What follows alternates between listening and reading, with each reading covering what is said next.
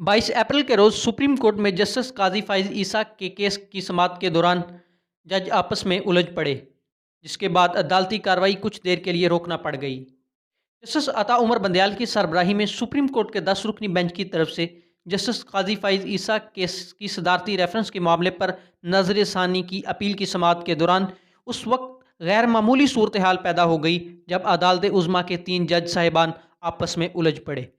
पाकिस्तान की अदालती तारीख में वकील और जज के दरमियान तल्ख जुमलों का तबादला तो होता रहता है, लेकिन जजेस के और बिलखसूस पाकिस्तान की आला तरीन अदलिया के जजेस के दरमियान आपस में सख्त जुमलों के तबादला की मिसाल नहीं मिलती। हुआ कुछ यूँ कि सुप्रीम कोर्ट के जज जस्टिस काजी फ़ाइज़ ईसा के सदारती रेफरेंस के बारे में अदालती फैसले के खिलाफ मज़कूरा जज की तरफ से नज़र षानी की अपील पर समाअत जारी थी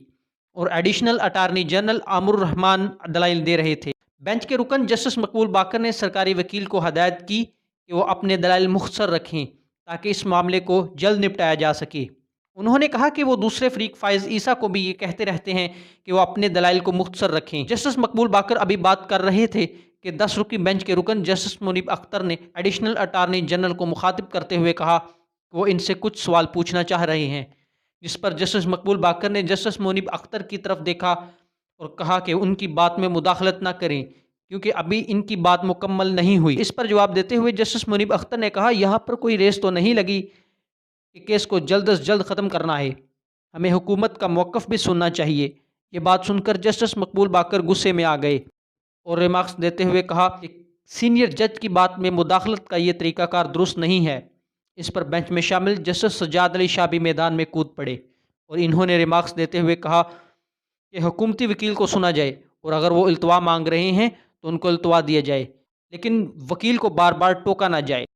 इन्होंने कहा कि अगर ऐसा हुआ तो वो बेंच से उठ जाएंगे, जिस पर जस्टिस मकबूल बाकर ने गुस्से में रिमार्क्स देते हुए कहा कि अदालत से उठकर वो भी जा सकते हैं। ये कहकर जस्टिस मकबूल बाकर अपनी कुर्सी से उठकर चले गए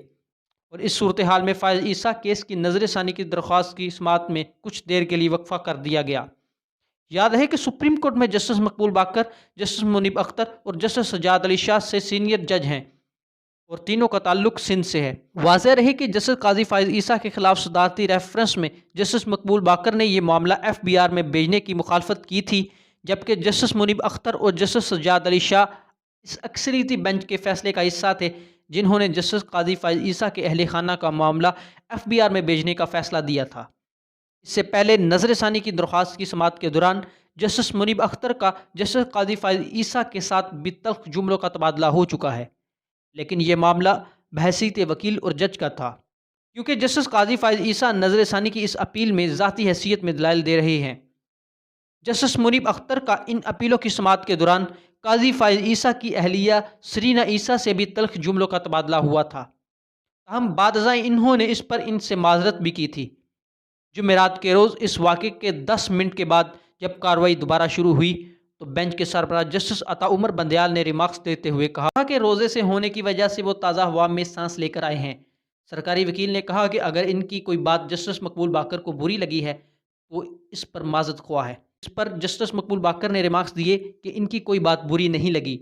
बेंच के सरबराह ने जस्टिस मकबूल बाकर को मुखातिब करते हुए कहा कि वो बेंच की महबूबा हैं। इस पर कमरा अदालत में एक कहकहा बुलंद हुआ। बात के दौरान दरख्वास्त गुजार जस्टिस फ़ाइज़ ईसा ने बार बार मुदाखलत की कोशिश की तो जस्टिस मंजूर मलिक ने उन्हें मुखातिब करते हुए कहा कि वो बार बार मुदाखलत से इज्तनाब करें और अपनी सीट पर जाकर बैठ जाएं। अदालत ने सरकारी वकील को 23 अप्रैल तक अपने दलाइल मुकम्मल करने का हुक्म दिया।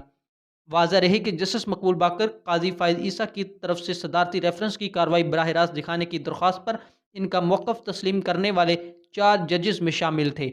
जिनमें दीगर जजेस साहिबान जस्टिस मंसूर अली शाह, जस्टिस मंजूर मलिक और जस्टिस मज़हर आलम खान शामिल हैं।